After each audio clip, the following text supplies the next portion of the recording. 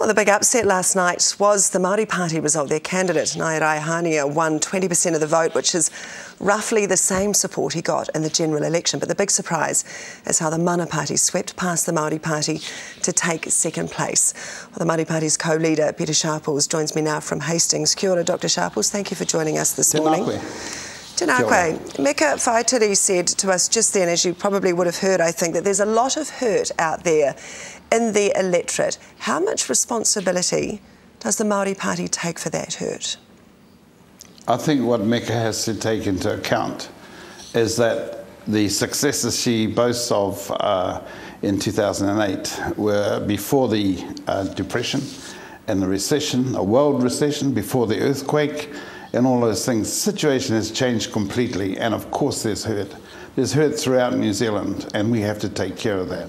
And what is sad is that they haven't noticed how much the Maori Party has influenced the situation to help Maori over this period.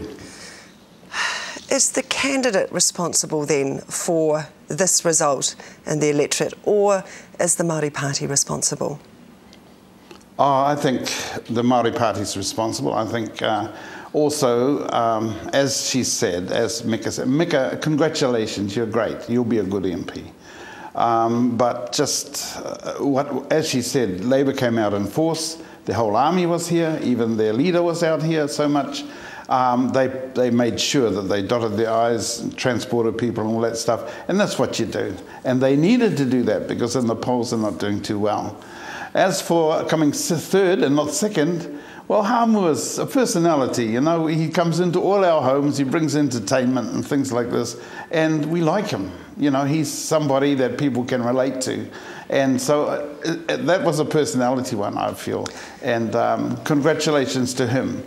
But Ikaroa Rawhiti is a very excellent candidate. I hope he stands again because he is worthwhile having in government, in party. Nonetheless, does the swing to Mana, to you, suggest that Māori want to vote for a party that's left of centre?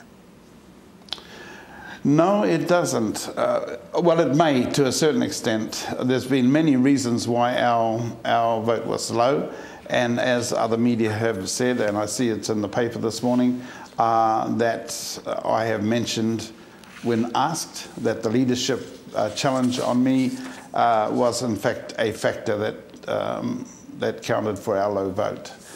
Because if you look at it, in 4 years we have moved $1 billion worth of assets and programs for Māori into the Māori arena, and even including feeding people at schools. Okay, nonetheless though, you still finished third in this vote. Māori still didn't vote with you to the same degree that you would have wanted them to. You have an AGM coming up. Will you be discussing at that AGM your relationship with National?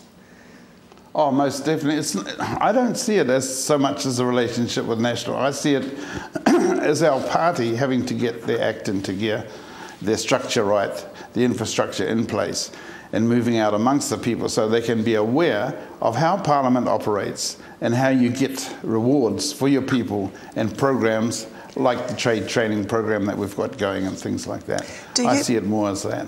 Sorry, yeah. Do you believe the vote also, or the lack of vote for the Maori Party, is also the result of perhaps some of the discontent that's been in the Maori Party's leadership, the fact that there has been some, you know, eyebrows raised, what's going on there, who's leading the party? Have you paid the price for that as well? There's no doubt that we have, and this is the feeling that's been communicated to me around the areas. I've been up and down Ikaroa Rawhiti for 3 weeks now, and this is what people are saying, and we have to come to terms with that and deal with it. So who's responsible for that? Tu Ururoa level or yourself? Well, it's about settling the issue, really. And I think both the parliamentary group as well as the party hierarchy have to talk this through together. As I mentioned earlier, Dr Sharples, if Māori and the Mana Party had combined, you would have won this seat. Will you reconsider? I spoke to you at the start of this year, and it was something that you were considering, whether or not you would work with Mana. Is that something you should reconsider now? We have always said we will work with any party where we have the same kaupapa, and the same thing applies to Mana. Hone and I have talked about a number of things, and I have a particular role as a minister in different areas, and if Hone wants to propose a joint program on something, we're waiting to hear. In terms of dismantling the Maori Party and joining the Mana Party, that will not happen because we promised our people that we would try and build a group of Maori who have a Maori philosophy in Parliament and build it to such a level that no government could govern without us. And we're going to keep doing that. The party's going to keep doing that. So Hone Harawira has to come to you with a proposal.